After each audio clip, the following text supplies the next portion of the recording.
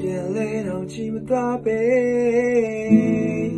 ငါသိခါတော့ချိုးပဲတော့နည်းနည်းလေးမှမငဲ့ခွင်တကယ်ကိုတွေ့လာချီလာဘာလို့မချလို့လေငါဘာလို့ကျူထားလေနေဆုံးတော့မဆိုရင်တော့စကားရရိုင်းနေမေဘောတိုင်းနော်ဒါခဲနာတီးရနေဒီချိန်ပါရောက်မလန်ခွဲခြင်းလေ